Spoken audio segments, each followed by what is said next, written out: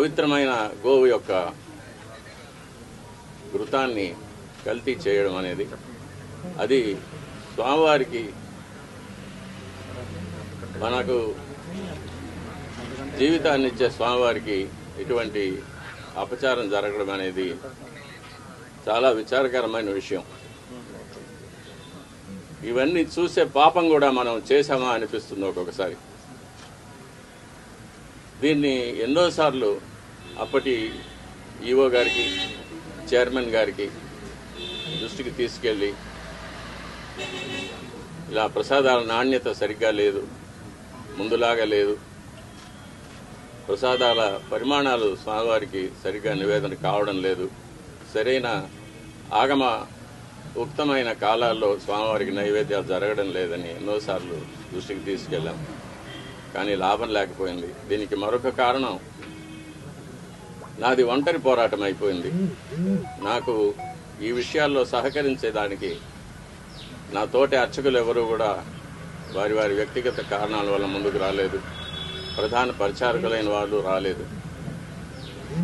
కాబట్టి ఇది ఈ 5 ఏళ్ళు నిరభ్యంతరంగా ఈ మహాపాపం జరిగిపోయింది. ఫలితాలు కూడా నేను చూశాను, ల్యాబ్ రిపోర్ట్స్ చూశాను. ఇందులో కూడా వెజిటబుల్ ఫ్యాటు, అనిమల్ ఫ్యాటు, జంతువుల యొక్క కొవ్వు పదార్థం, స్థావరాల యొక్క జంగమాల యొక్క కొవ్వు పదార్థాలు కలిసినట్టుగా ల్యాబ్ రిపోర్ట్ను చూశాను.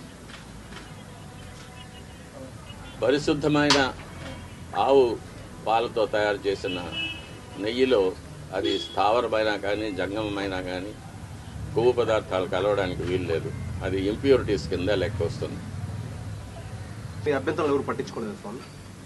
ఎన్నోసార్లు ఇది దృష్టికి తీసుకువచ్చాను, ఈవో గారి దృష్టికి, చైర్మన్ గారి దృష్టికి, కానీ ఎవరు దీన్ని పట్టించుకోలేదు. కాబట్టి అది అలాగే జరుగుతూనే వచ్చింది. నేను చూసి బాధపడటం తప్ప నేను ఇంకేమీ చేయలేకపోయాను.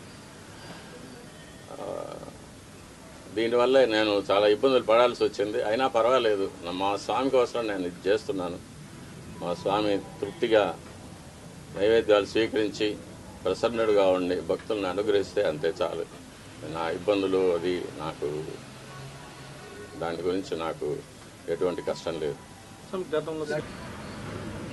నేను గత ప్రభుత్వం నా పైన చేసిన కొన్ని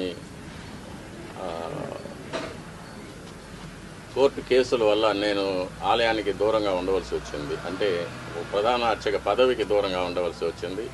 నేను ప్రధాన అర్చకుడిగా చేయవలసిన నా కార్యక్రమాలు నేను చేయకుండా నన్ను నిలిపివేశారు. కాబట్టి